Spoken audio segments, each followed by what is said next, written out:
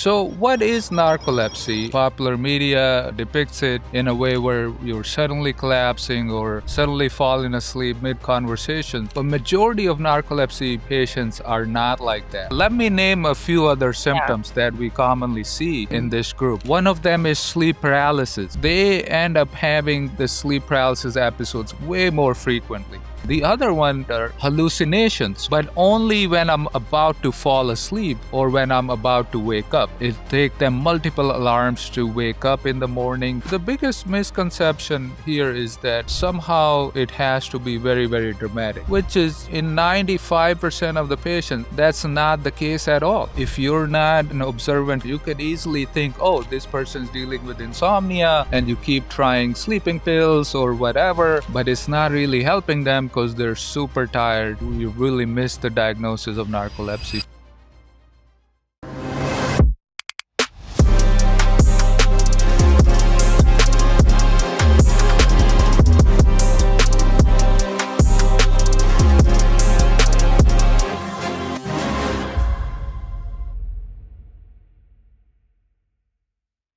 Welcome back to the Hidden Sleep Disorder Show, where we uncover the science, diagnosis, and treatment of sleep disorders that often hide behind chronic fatigue, poor sleep, and unexplained exhaustion. Today, we're going to take a closer look at one of the most misunderstood sleep disorders, narcolepsy. Many people have heard the word narcolepsy, but what they think it means is often very different from the medical reality.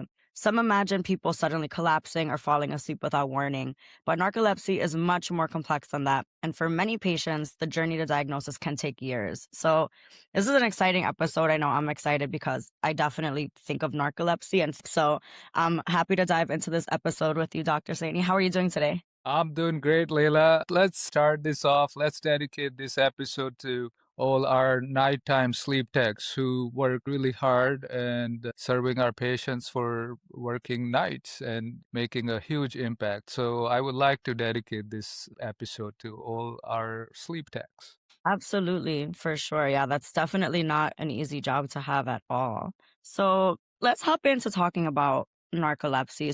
I think everyone has heard the word narcolepsy, but I think that most people don't really understand it. So, can you tell us what exactly narcolepsy is and how would you explain it to someone hearing about it for the very first time?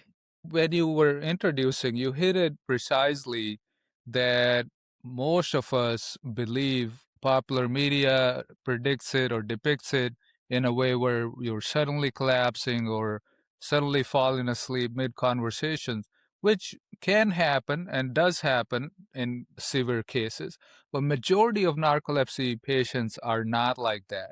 So there is a huge misconception. So what is narcolepsy? And we'll dive down into the mechanism. What exactly is happening in our brain is we need neurochemicals that are playing a symphony in our brain. If the sleep ones are higher, then we tend to be sleepy. If the wake promoting ones are higher in our brain, then we tend to be awake. And to manage this whole symphony, there is a chemical called orexin that is generated by our neurons in the brain. So those neurons get somehow malfunction. They get destroyed or they're just not working to the extent we need them to. So because of that, there is lack of orexin happening. And that's what narcolepsy really is. Lack of that orexin chemical, and that is the mechanism behind it. Now, there are multiple pathways how those neurons can get destroyed. Sometimes it's post-infection. Sometimes it's autoimmune. Sometimes it's just a random act of nature, and we don't really know why it triggered for that particular person. Sometimes there is familial predisposition. It could run in multiple members in the same family. So there is some genetic component to it as well. In nutshell, that's how I would describe it to someone who's never heard of narcolepsy in the past is that, hey, this is a condition that can make you extremely sleepy. Your burden of sleepiness is pretty high. So no matter how much I sleep, I'm always still having that need to sleep more. It is interesting. And I think also we touched on this in the intro that there's a lot of misconceptions about narcolepsy, and people have this preconceived idea of what it is. And I think it's often portrayed in movies or television in such exaggerated ways, which is probably why a lot of people have that thought process around it. But what are some of the biggest misconceptions that people actually have about narcolepsy? Good question. I actually just saw a narcolepsy patient yesterday, and this is an 18-year-old kid, so the conversation is still pretty fresh in my mind. And he accompanied to my office with his mother, and they're like, I cannot believe this, that my son has narcolepsy. I was thinking, hey, I would be collapsing, but this young man or boy had such hard time waking up in the morning and then trying to stay alert and awake during his school. He's been missing out on school a lot. So the biggest misconception here is that somehow it has to be very dramatic, which is in 95% of the patients, that's not the case at all. And a lot of these patients then end up getting in the pathways where they get moved to, oh, maybe you have depression, maybe you have some other psych disorder. Maybe you have some other neurological condition. Maybe you have some sort of infection. There's all kinds of things that get blamed even before someone gets referred for narcolepsy testing. The one hallmark is there are two kinds of narcolepsy. One that comes with cataplexy, and cataplexy is a fancy word for saying that, hey, I have muscle weakness in response to certain emotions. For example, if I'm laughing out loud watching a TikTok video and suddenly I feel I can't hold my stance, or my knees start to buckle, or my eyes get a little droopy. And sometimes it's so subtle that unless I ask very specific questions and make the patient think really hard, for example, that's the question I asked this young boy yesterday. And guess what he says? I don't think I have it. But then I said, okay, what if you were to laugh out loud? And then he started to think harder and he's, wait a minute, I have hard time holding on to a pillow when I laugh. And I'm like, dude, you don't laugh any other times? How come you're only laughing in bed? And he said, when I'm having conversation with my sister or we're watching something funny, I just noticed that, and I've mentioned it to her several times that for some reason the pillow seems to be heavy all of a sudden because my arm muscles are starting to feel weak.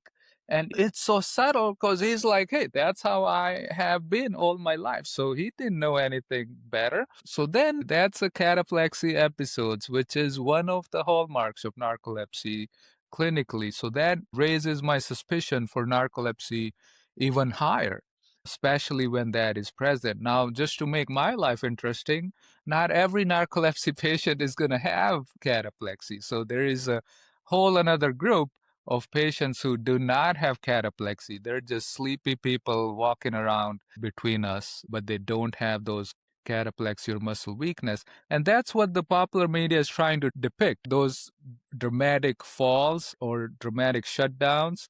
That's what they're trying to depict is the cataplexy part of the narcolepsy. Okay, that's interesting with this 18-year-old with the cataplexy because, like you said, he's noticed he's been doing it, but no one would ever think that's narcolepsy. Exactly. I think with media and going back to that, I think what comes to my mind, and I feel like we may have mentioned this in the last episode, was the falling asleep at the wheel. Just like falling asleep driving or just sitting and just completely falling over and falling asleep. I feel like those are the extreme cases that people They associate are. with. I did ask this patient yesterday that, hey, how do you manage driving then? And I can tell when I'm feeling very sleepy, then I don't drive. I either pull over and take a nap. And generally, luckily for the narcolepsy patients, naps are quite refreshing. In fact, that's one of the strategies that we use in our treatments to have this strategic nap to help their brain recover and so that they can go about their business. But majority of the patients, they've already figured this out. So they already take these strategic naps, I call them, to maneuver their day and go about their business. Interesting. And speaking about that, I know a lot of people, like we said, associate narcolepsy with these sudden sleep attacks. But based on what you're saying and what I'm hearing, it sounds like the symptoms can be a lot broader. Yeah, let me name a few other Yeah. symptoms that we commonly see. in Mhm. this group. One of them is sleep paralysis, where, hey, I wake up or I at least feel like I'm awake, but I can't move my body. And it almost feels like I'm locked in my body. And it's a scary thing to experience. And to make things tricky, it can happen in normal population too. And it does happen. So a lot of us may have experienced it once or twice in our lifespan. But these folks, they end up having the sleep paralysis episodes way more frequently than most of us. And it's a very scary feeling because you're like, what is going on? I can't talk, I can't scream. And it lasts for sometimes more than a minute or even longer. And it's terrifying. The other one is that doesn't get commonly talked about are hallucinations, where I'm seeing things or hearing things that are not there, but only when I'm about to fall asleep or when I'm about to wake up. It's not that, oh, I'm sitting here talking to Layla and hallucinating. It's not that. It's only in those particular settings when my sleep onset is about to happen or when I'm about to wake up from my sleep period. Then they'll start having these hallucinations. And that's another terrifying thing. What else do these guys suffer? Big one that I hear complained in clinic is the brain fog, where, hey, I just never feel like I'm fully awake. And brain fog is actually the word that's most commonly used to describe that feeling. It take them multiple alarms to wake up in the morning. They would be setting 5, 7 alarms, or using, now there are some extreme alarms on the market. They'll shock you, do crazy things to you. And sometimes patients go to such extremes just to be able to wake up on time. I had a patient the other day, and she's so distressed. Is, hey, I'm a teacher, I'm 40 plus years old, and I still have to depend on my mom to call me and wake me up. That is so embarrassing that she still has to do that for me. It's like I never really grew up from that or grew out of that. So those are really very common symptoms. The other symptom that's hidden, which I would like to point out, is that even though these patients are extremely sleepy, so you would think, oh my gosh, they must be sleeping really good at night. But the reality can't be farther. These poor folks have double whammy because they are sleepy during the daytime and they're extremely poor sleepers at nighttime. So they can't really maintain consistent deep sleep. And that really is taking a toll on all these patients because I'm sleeping poorly. And that's why a lot of times it's so hard, because if you're not an observant clinician, you could easily think, oh, this person's dealing with insomnia, and you keep trying sleeping pills or whatever, but it's not really helping them because they're super tired, and you really miss the diagnosis of narcolepsy for these patients. So generally, it's a good idea to have a more holistic view and do a thorough testing. Yeah, and going back to what you said too, especially with brain fog, because I feel like brain fog is something that's so common in so many other diagnoses that it likely goes super undiagnosed or hidden rather when it comes to sleep disorders. You're right, and that's one of the things with these disorders. Because they're rare, you still have to rule out other common sleep disorders, right? Or even other common medical conditions, lack of thyroid, vitamin D deficiency, depression. All of those still have to be ruled out or managed. And that's why sometimes we see so much delay. But what we're also saying is that, hey, don't just keep revolving or recreating the wheel. If you're not really seeing better outcomes by treating those conditions, then there's probably something more to it, and then it needs to be uncovered.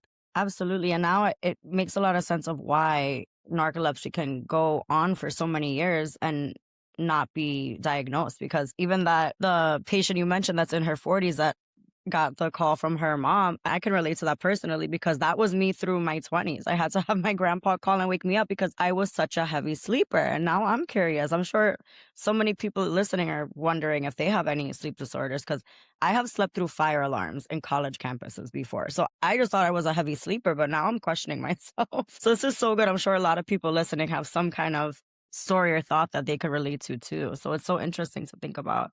And speaking about that, so many patients do have narcolepsy for years without a diagnosis. So beyond what we discussed, but are there any other reasons that you think or come to mind that are reasons for it going undiagnosed or misdiagnosed for so long?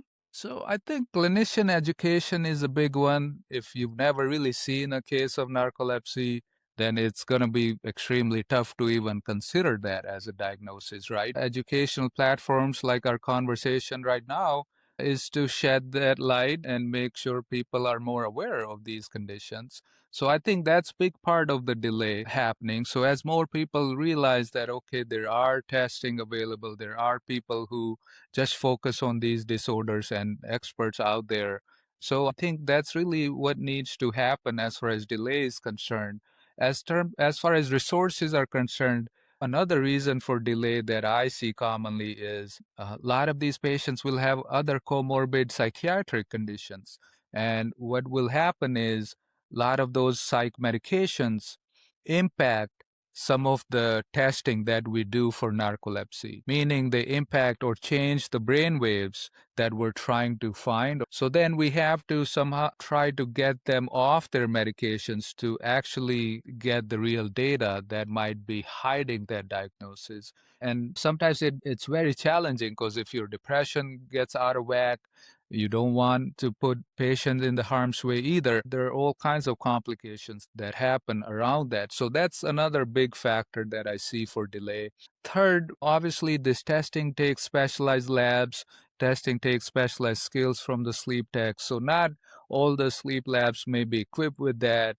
A lot of them are. It's still worthwhile pursuing or asking or then going to a lab that actually does it like ours. There are ways to navigate that, but if I'm not even aware of all this, then how am I even going to navigate this, right? So that's why we're trying to bring it out of the shadows from our platform. Absolutely. And your first part about it being education too, because there's so many people that have all these issues and it's not common knowledge to go to a sleep disorder specialist. It's usually my primary care doctor and they won't think into it the way someone with, for example, your background would really dive into it and go through, okay, process of elimination sort of thing and really think through it. So it's so good that we're getting this information out. I was actually just talking to a friend of mine earlier today who's having a lot of sleep issues and she's saying it's her anxiety. So now I'm wondering what deeper, I'm sure anxiety plays a role, but narcolepsy overlaps with so many other health issues. But what conditions is narcolepsy most commonly mistaken or confused for?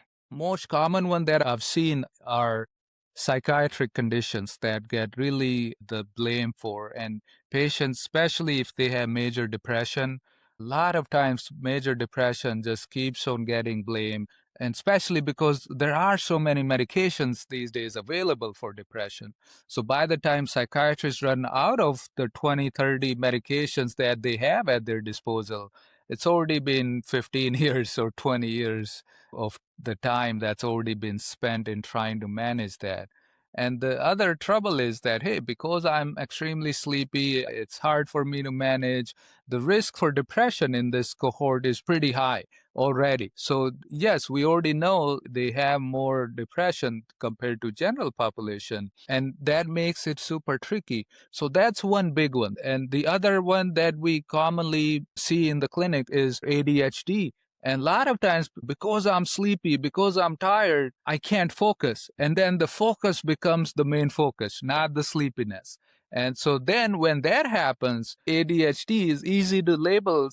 And I can't tell you how many patients I see, and they all say yes to ADD, ADHD, but it's really the sleepiness that they're treating with all the stimulants that they use for their ADD, ADHD medications, which, by the way, we also use them or have to use them sometimes, stimulant medications to keep people alert and awake because we know that's what they also help with. But those two are the big ones. Now, obviously, I have to rule out sleep apnea as a cause of excessive daytime sleepiness, which generally most sleep labs and home sleep testing programs are extremely good at doing that. It's readily available, has gotten way cheaper to diagnose or find out sleep apnea. So that's an easy sort of low hanging fruit to get them out of the way. Sometimes we see patients who are taking multiple medications, and then a lot of those medications can make you sleepy too. And a lot of our listeners probably won't realize or won't know that a lot of heart medications, especially beta blockers, and even some cholesterol medications, can also make you very sleepy and tired during the daytime. So all those things have to be looked at and see, okay, what could be triggering this. And this may be completely inaccurate. What you said made me think about this because with medication and with ADHD, and I even know this from personal experience and just from learning and talking to a lot of doctors and clients and things like that. Sometimes people with ADHD will take a medication to help them focus and it will relax their brain in a way that they finally feel peace versus focus and they'll fall asleep. You're absolutely right. And that does happen quite a bit. In fact, that's one way I find out that, okay, these stimulants are not going to be adequate in managing this person. And then I have to dig deeper and find out better solutions for them because, hey, they're already feeling pretty strong stimulant medications. Yeah. And that's where the science will come to rescue.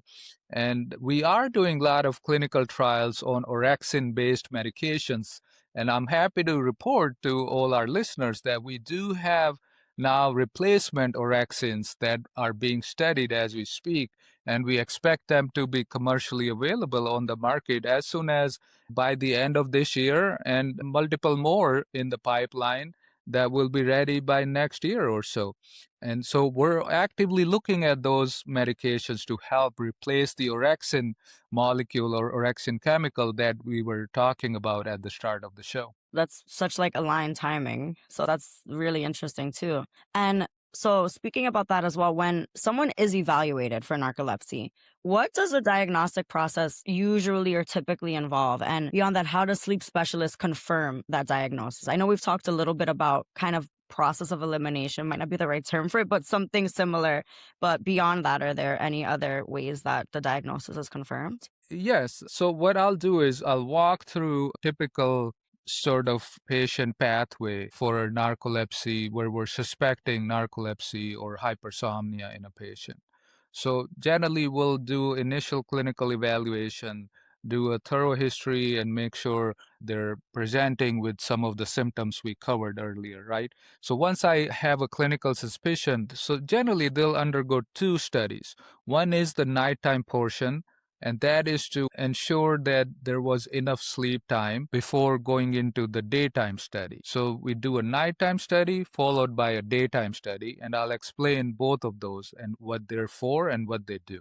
So the in-lab sleep study is one, like I said, to confirm that their total sleep time is at least 6+ hours, so we know they're not sleep deprived, because that's another big factor. If you go into the study being sleep deprived, you can easily fool the test. So we make sure in whatever ways we can that when you go into the test that you've had plenty of sleep several days prior going into the sleep study, because otherwise we may end up mislabeling somebody with narcolepsy.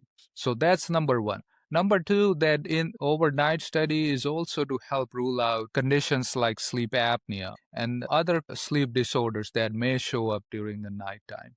So once we finish the nighttime portion, instead of sending the patient home, they stay in the sleep lab and we start, after they've been awake for 1.5 to 2 hours, we start what we call a nap study. And nap study is really what we're asking a person to do is we give them a 20-minute interval to take a nap and see what is the propensity of their brain, what is the chance that their brain is going to fall asleep during that time frame.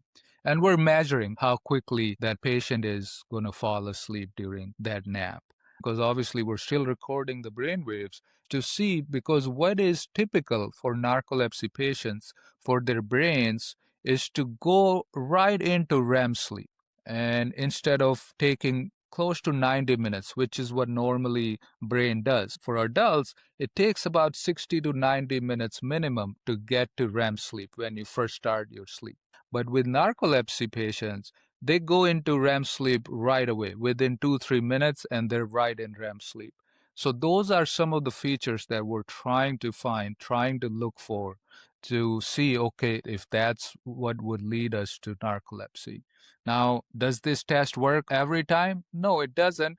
A lot of times we run into challenges where we have, especially younger patients, they get super anxious or even older, and sleep lab environment isn't your home environment. So you may have hard time falling asleep, and sometimes that complicates. So sometimes you have to go back and repeat the test. But typically the test is If you follow all the guidelines, then it's generally pretty good when it is able to capture those. That reminds me, one of the things that we ask patients in the clinic itself is that, hey, do you start dreaming right away when you take those naps? And a lot of these patients will tell us that, yes, I start dreaming, my dreams are super vivid. And that tells me that their brain is most likely going into REM sleep as soon as they take a nap. So that's another clue for me to pursue that nap study. So that's one of the main testing procedure that we do for this group.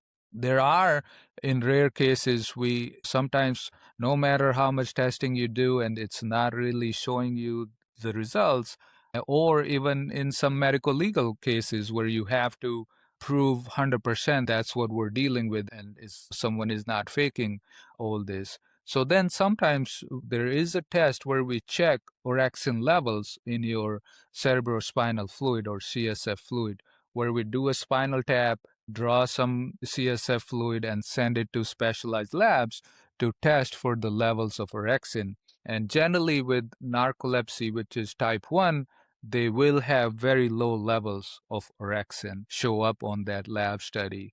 But because it's a painful, very labor intensive test, most people don't really agree to go through that. And obviously, we have less painful, easier tests to do to tackle it.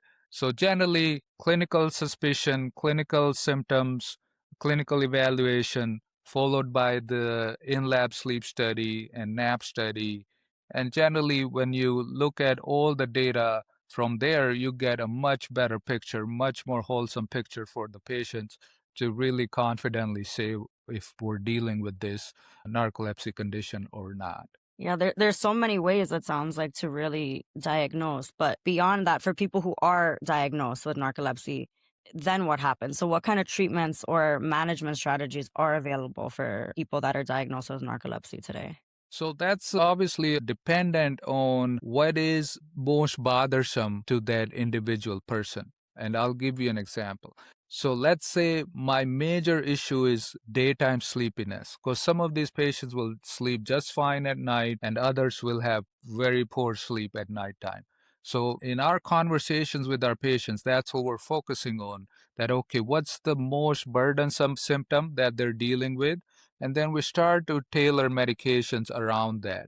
So in narcolepsy, luckily we have more than one option out there now. In fact, we have at least 4 or 5 options that are easily available as we speak. And then, of course, I mentioned to you that there are some new orexin ones coming out fairly soon. So I'm really excited about those as well. So then when we start them generally with daytime medications to see, okay, how impactful they are, and are they able to keep my patient alert and awake and be able to sustain them through their working hours? Or sometimes we employ strategic naps along with the medication. Sometimes the medication has to be timed so that, hey, it may not last for the whole day. Then you have to take it in the morning and sometimes take it during the noon hours so that you stretch it out enough to help them throughout the whole working hours.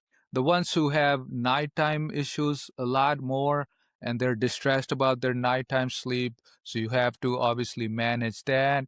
And luckily, there are medications. There's one liquid medication called Xywav that is approved for narcolepsy that helps patients sleep harder, sleep deeper, and get more deep quality sleep. And in return, helps them stay more alert and awake during the daytime. And it also impacts their brain fog, their sleep inertia that we talked about early on. So there are a lot of tools in a sleep specialist toolkit to manage depending on who is in front of us and what is burdening them or bothering them the most. And then it's always nice to have that conversation to come up with a very customized, personalized treatment plan to help them achieve the best that they can. Absolutely. And beyond their diagnosis, which obviously sounds like it's very specific to someone, their treatment plan has to also, I'm sure, be very specific, like you said, to them as well. And beyond medications and treatments, what about lifestyle? So, what lifestyle strategies can really help someone with narcolepsy manage their symptoms, but also really improve their daily life or their quality of life? So unfortunately, the lifestyle strategies could only go so far.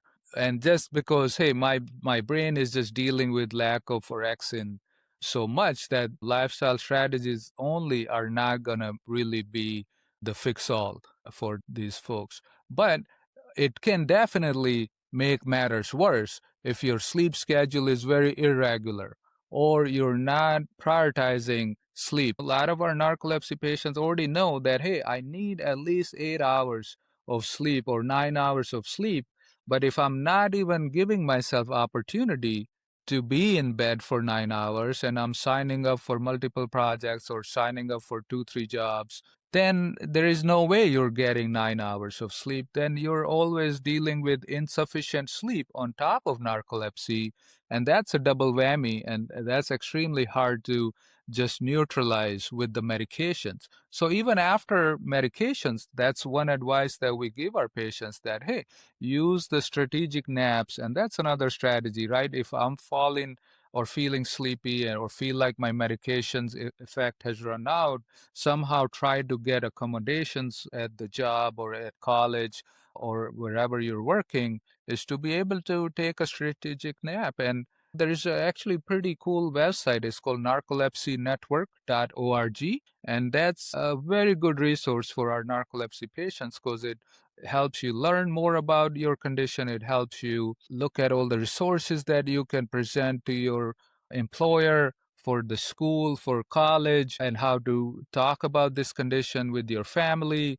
So those are some of the strategies we employ in helping navigating our patients with their day-to-day life. That's so interesting that I never would have thought about this being a condition that you can potentially share, for example, with employers and things of that nature, school, for example, so that they're more understanding about the condition. That's really interesting, actually. That's right. And typically they'll say, for example, for schools, they might give your child more time to finish testing. They might allow them to pick classes later in the day, knowing they'll have hard time waking up in the morning.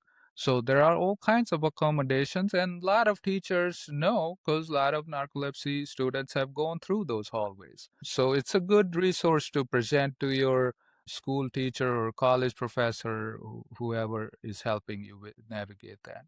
And yeah, that's also so interesting and difficult. For example, college, you can pick your classes, but for traditional high school students, that's really hard because you have that standard 7 or 8 a.m. first period class. So it's a struggle, especially when you're a teenager and you're getting used to your sleep cycles probably all over the place. So it's just interesting to think about how in college, for example, or certain times in life, there are ways to help navigate it versus sometimes there's not. But it's an interesting thought to have. I'm thinking back now, like, I think I might have a form of narcolepsy for sure. I've always had a lot of the issues you're describing, so my mind is just And spinning right now. it's much easier with experts on your side to Mm, navigate it that because quote. otherwise you're just struggling all by yourself. Yeah, and that's why the show is great because they're hidden. I took courses in sleep for psychology in college, and I love learning about these things. And these are things I have never heard. So this is it's such a good informative show. I really love this conversation. And beyond that, another thing that we speak about is how medicine overall is evolving, but sleep medicine is obviously constantly evolving. So what's some new research or maybe even emerging treatments for narcolepsy that give you hope for the future of patient care? Is there anything that comes to mind? This is a thrilling time to be in this field. Like I mentioned earlier, once we realized what was the nature of the disease, what was the mechanism behind it, then all the pharmaceutical companies got to work, researchers got to work to find something that would replace that orexin. So think of just like thyroid. Hey, my thyroid gland stops making thyroid hormone. Guess what? We're going to replace that with thyroid hormone pills, right? So we're actually very close to be able to do that. And that's super, super exciting because we're seeing early clinical data from the research is very promising and exciting. So that's what I'm looking forward to actually be able to offer to my patients in real life. But even now, my sleep lab is one of the clinical research sites for these trials. So if you are, it's like, hey, I don't want to wait another 12 months because generally the medications are super, super expensive even to get, especially when they're brand new when they come out. So then research trials are a no-brainer to think or consider enrolling in those and have access to these cutting-edge medications and help move sleep science and sleep research forward. Absolutely. No, it sounds like it's definitely an exciting time, and I think perfect time to share this and have this podcast, especially with that aligned timing. I think that this was such a great episode and informative as always. And today we really explored narcolepsy and one of the most misunderstood sleep disorders, and why so many patients live with symptoms for years before receiving the right diagnosis and the right care. And understanding these conditions is really just the first step towards better treatment and better quality of life overall for so many people who really struggle with this unexplained sleepiness. So, this was such a good conversation. And if you found this conversation helpful, make sure to follow the show so you won't miss future episodes. If it resonated with you or anyone that you think can benefit from hearing this show, which I think is probably everyone, make sure that you share it, send it. And it was a pleasure talking to you as always. I can't wait for our next episode and our next conversation. I know we have a lot of good topics on the way. So it was a pleasure speaking with you. And thank you everyone for listening to the Hidden Sleep Disorder Show. I cannot wait to speak with you soon. Thank you, Lily.